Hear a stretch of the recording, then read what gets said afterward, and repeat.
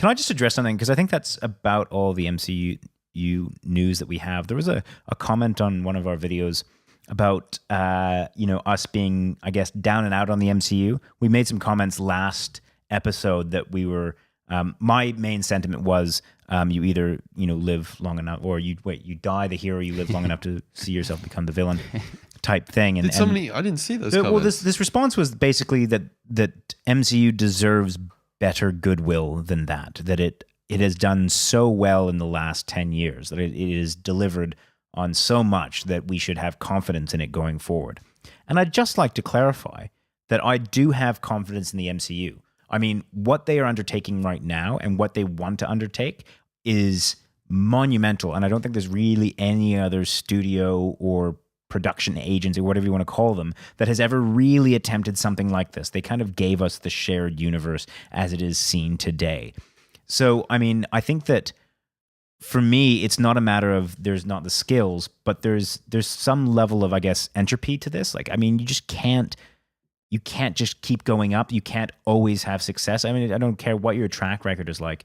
My thing is that, they will eventually hit a ceiling where they just cannot sustain. I mean, I think they broke the ceiling that I thought they would have hit ages ago, that most people thought that they were going to hit ages ago. I mean, Avengers 1 was this kind of like, you're going to put how many superheroes in a film? Pfft. I mean, and then they smashed through that, and now we're at Infinity War. So, I just wanted to clarify that, like, I think so it's much healthy faith. to have skepticism. I think it's healthy to think like there's, nothing lasts forever. Yeah. Yes, there's goodwill, no doubt. Like, fuck, look at every title we put up. We shit on about the MCU all the time. We fucking love it.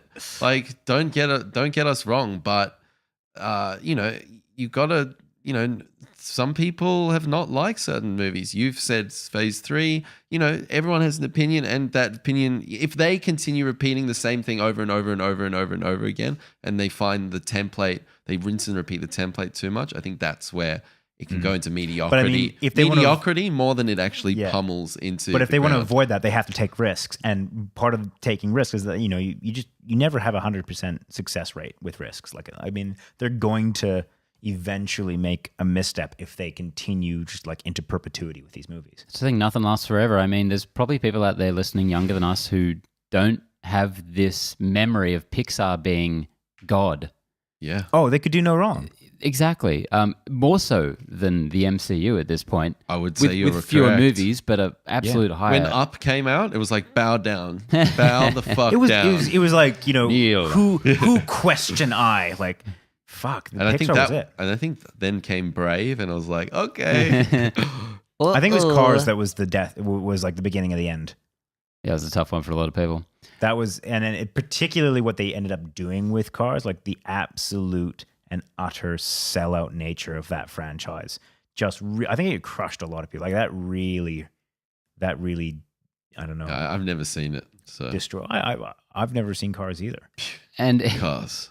But it was just like it just felt very un-Pixar like. Yeah. Anyway, if I had to put a face to my faith in Marvel as Kevin Feige, and the expansion that Marvel's going through right now post Phase 3 with Disney Plus and like these 7 TV shows they've announced that are all going to be that movie level and continuity, and just all this other new stuff they're going into. One man can only be stretched so thin.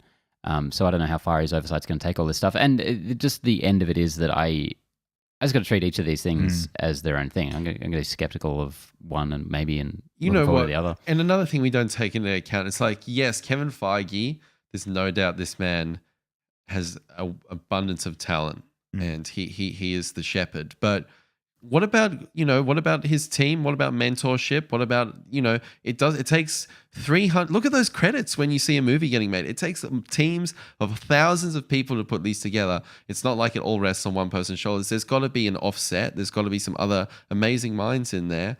And I have no doubt about that. And I think once Kevin Feige, I hope that they continue to innovate and bring in guys to supersede him. There's thousands of people behind Superman 3 too. Superman 3, that was Or was it? No, was sorry. an interesting- Superman 3. Fucking Spider-Man 2. I didn't even get the numbers right. Jesus, fuck. That wasn't the slam dunky one. Yeah, was yeah, it? no, it wasn't. It was Spider-Man 2. I was like, Superman 3. I wonder if I've actually even seen that movie.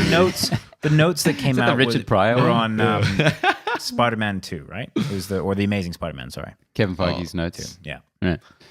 Did you guys see that? Have you Jesus. seen that meme of Let's move on. Spider-Man 2 where he's swinging and MJ's hair's going the wrong way with the fan? Have you seen this? No. I'll link it to you guys. It's so please funny. do. You can't That's unsee it. Unacceptable. So yeah, look, I'll ride this train until it fucking either slows down and stops or crashes and burns. Either way, I'm there. No amount of goodwill can't be undone by the Inhumans.